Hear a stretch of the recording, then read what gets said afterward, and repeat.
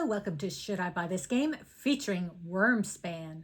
My name is Christine, and in this video I'll give you a brief description on how the game is played and then share a few things I may like or dislike about the game to help you decide if you want to add Wyrmspan to your collection.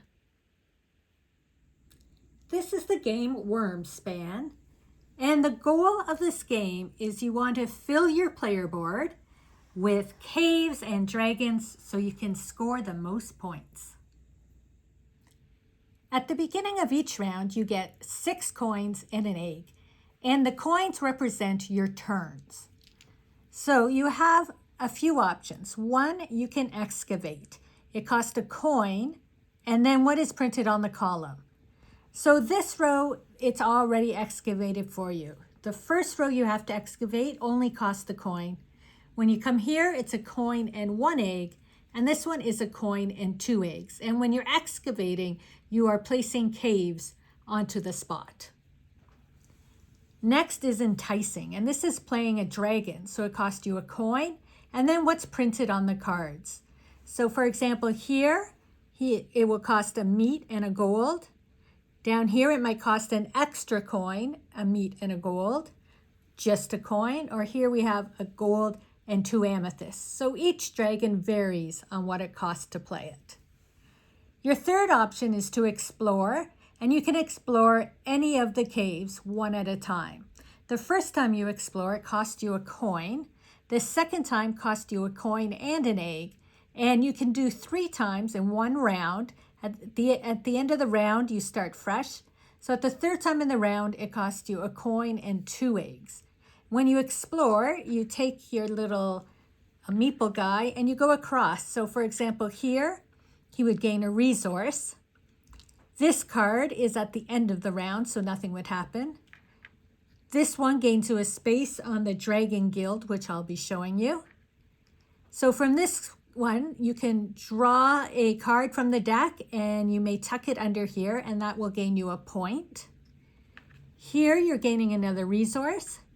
Here, you can cache a resource from your supply, and that will gain you a point. Here, you would lay an egg, and then you hit the stop. And at the stop, that means the end of the cave round is over, and you go back to base camp. And you can do that for each of the caves. There's 3 caves to explore. Now, all the dragon cards give you different bonuses. So when you see this little stopwatch, you get that bonus at the end of the round.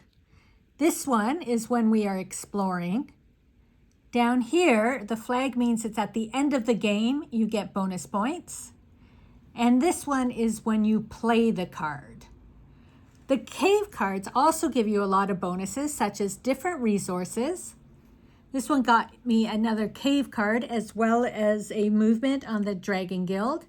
And this one here even got me another coin, and a coin would mean I would have another chance to play another turn. And one other thing is when you place the third one, or the last one here, you have the option. You can trade in 3 resources you have to get a coin, and the coin, as I mentioned, will get you another turn. The game has 4 rounds, and for each round you have little achievements you're trying to get. And then whoever gets first goes in the first line, second place, third place, and all other players. As long as you have at least one of the things going on, you score. If you're in a situation like this and you didn't have any small dragons, then regardless, you would get 0. You have to have at least 1 small dragon to score. Up here, it really shows you what to do. So after each round, you're refreshing the dragon and cave cards, and then each player gains 6 coins and an egg. And then you're activating your stopwatches too. So it really puts out like exactly, so if you don't remember how many coins are that, it puts it out exactly of what you're going to do. And then this moves as you move across. Next, we have the board with the dragon cards and the cave cards. You have 3 out. Of course, a lot of times you can draw from the top if you don't want to take one of these 3. And then when you refresh them, you're just removing them to this side and putting 3 new ones out. And this is the Dragon Guild that I was mentioning earlier. So every time we see that little shield, we move around the board. And as we move, we're gaining resources, we're gaining dragon cards, cave cards. And when we get to the brown spots, we can put one of our tokens on one of these bonuses. So I had paid a coin, then I was able to excavate up to 2 spaces for free with 2 cards from my hand of the cave cards. This one is you could pay a cave card, then play a dragon from your hand on top of any dragon on your player mat for free. This one is you just gain a coin, which is another turn, and 2 cave cards. And this was at the end of the game, you got a point for each of the caves on your player mat. And then just some end of game points down here as well. And there's 4 different of these. This is the 2 to 3 player side. You flip it over if you're playing with 4 or 5 players. And as I said, there's 4 different ones with different benefits and points on them. And so that's the Dragon Guild there. I just want to talk briefly about the solo mode. I was able to play a game with this solo mode, and it's very simple. This is one of the most complicated cards, and it's basically telling you to refresh your dragons. You add a coin onto the round tracker to calculate how many of whatever it is you're trying to get that round. Depending what round you're in, you move a token on the Dragon Guild, and most of this just takes place on the Dragon Guild. And if you are on the brown spot on the Dragon Guild, then they would take card number 2 and they would put their token on the second spot on the bonus point. Here, all you're doing is if you put a coin, you can now remove a coin from the round tracker. You're moving on the Dragon Guild, and if you're on a brown spot, you get those bonuses. And that is what you do for each of the cards. So the solo mode is very easy to play with. It doesn't involve too much. And then it allows you to focus on the game you are playing.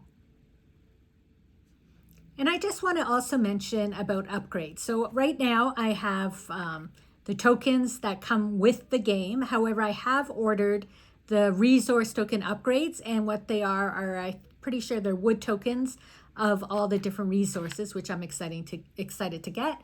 And there's also within the same pack, you can get the coins upgraded. So there's that one upgrade that includes all of that. The second upgrade is the player mats. I'm completely fine with the player mat that comes with the game, but if you wanted, they do have like a neoprene mat that you can purchase separately as an upgrade. So those are the 2 upgrades they're currently offering for the game. Now I'm going to talk about some things I really enjoyed about this game. And first off, I like how they changed the resources. Instead of dice determining what resource you get, you're now able to choose whatever resource you want.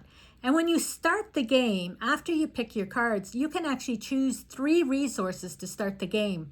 Therefore, having the resources instantly to play one of your dragon cards. I also really liked having coins to determine your turns, because as you could see throughout the game, you can gain extra coins, which will get you extra turns in the game.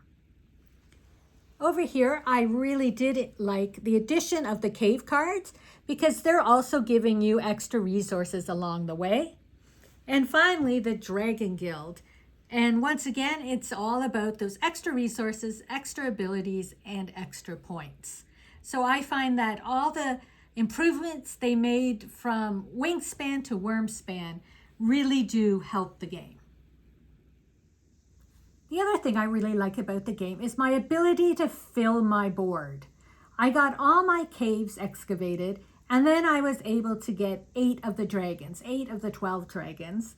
When Mark played, he actually was able to get 9 dragons on in this game. And it just gives you that feeling of accomplishment, because I always found with Wingspan that my board would be like half empty at the end of the game, and I was wishing for more turns that I could fill in the game more. So I find with this one, you're able to do a lot more. And if you're choosing between your caves or playing the dragons, but you're able to sort of fill it in and feel accomplished at the end of the game. And the third thing I really like is they've added this Wyrmspan Dragon Facts book. So they've taken off the little information at the bottom of the card and made it here in this book. And I really like the art of the dragons as well. And here they all are, and I like they made up, or I'm guessing they made up because are dragons real? I don't know. That's a whole other conversation. But little facts about all these little dragons. But it's super cute, and it's a nice addition to the game and to have included in the game.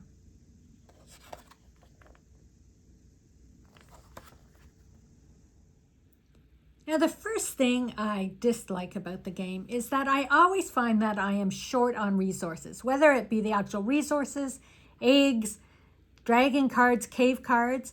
I'm always searching for them, and that's why you have to go exploring to gain them. But I find as soon as I'm getting them, I'm playing them, that I never have this excess to have on hand. And so we always feel we're searching out the resources throughout the game. And the last thing I dislike, which is, I know, a very small thing, is the color of these meeples. With all the pretty colors in this game and all the pretty colors available to them, these are like awful colors of meeples. They're very primary, well, the yellow and the green, and I just think they could have done a better job choosing the colors of the meeples. But as I said, it's such a minute point. It's just something that I don't like. But overall, we really enjoyed playing Wyrmspan. If you've played Wingspan before, it's very easy to pick up. A lot of same concepts, but with a few different changes to some of the rules that I mentioned during the video. So you can let me know in the comments if you have played Wyrmspan, if you plan on getting it, and what you think of the game.